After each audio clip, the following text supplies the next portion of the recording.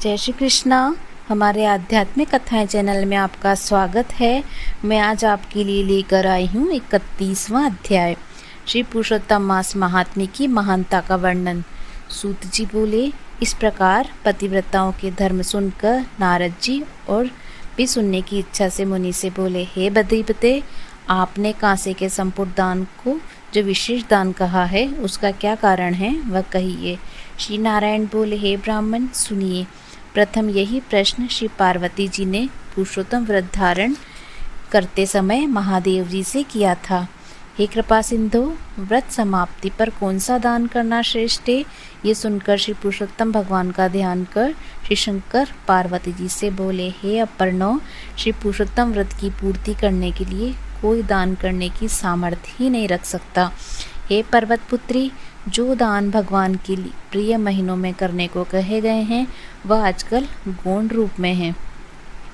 इसी से पुरुषोत्तम व्रत की पूर्ति करने वाला दान कहीं भी नहीं दिखाई देता। इसके दान की पूर्ति में संपुट दान अथवा ब्राह्मण का दान है। वह दान कहाँ से किया जाए जब छोटे ही दान नहीं कर सकते।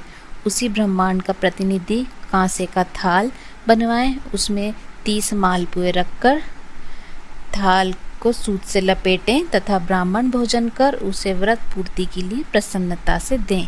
अगर शक्ति हो तो इस प्रकार के 30 थाल वेदपाठी विद्वान ब्राह्मण को दान करें।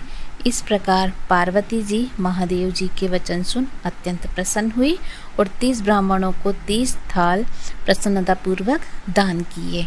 श्री सूत जी बोले, हे ब्राह्मणों, श्री नारायण के वचन सुनकर नारद जी प्रणाम करके फिर बोले, मैंने इन सब कथा को सुनकर यह निश्चय किया कि सब व्रत नियमों से पुरुषोत्तम मास का व्रत सर्वश्रेष्ठ है। इसके महात्म्य मात्र सुनने से ही मनुष्य सब पापों से मुक्त हो जाता है और जो भक्ति पूर्वक विधि विधान से इसके व्रत नियम का पालन करे तो उसके फल का कहना ही क्या। श्री सूत जी बोले, ये सब सुनाकर श्री नारायण मौन हो गए। तब श्री नारद जी ने उन्हें प्रणाम किया। जो मनुष्य भारतवर्ष में जन्म पाकर भी इस श्रेष्ठ पुरुषोत्तम मास महात्म्य को नहीं सुनते तथा में वर्णित धर्म नहीं करते, वे नराधम हैं।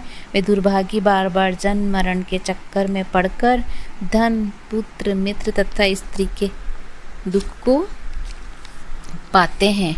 वे ही पुरुष धन्य हैं जो भगवान के इस मास का व्रत करते हैं।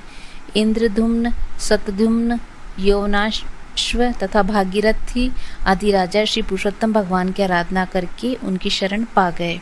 श्री गोवर्धन गिरिराज को धारण करने वाले गोप रूपी गोपाल, गोकुल एवं गोपियों के प्यारे भगवान को प्रणाम करता हूँ।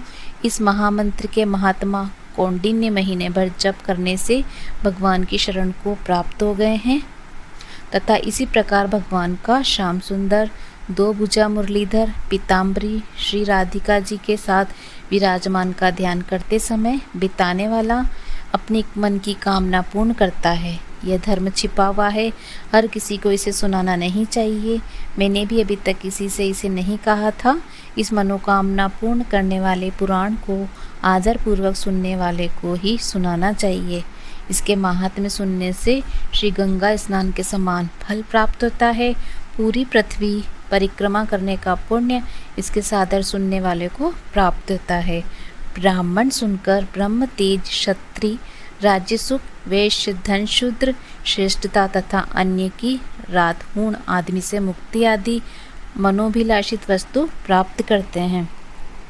इस पुरुषोत्तम मास महात्म्य को लिखवा कर वस्त्राभूषण के साथ विधि पूर्वक ब्राह्मण को जो दान करता है वह अपने 3 कुल के साथ गोपालों से सविदेह और दुर्लभ गोलोक को प्राप्त होता है। जिस घर में यह ग्रंथ रत्न रखा है वह घर तीर्थ के समान है। इस प्रकार अत्यंत पुण्यदायक पुरुषोत्तम मास के महात्म्य को सुनकर विस्मित हुए और विनय पूर्वक सूत जी बोले, हे सूत जी, आप धन्य हैं।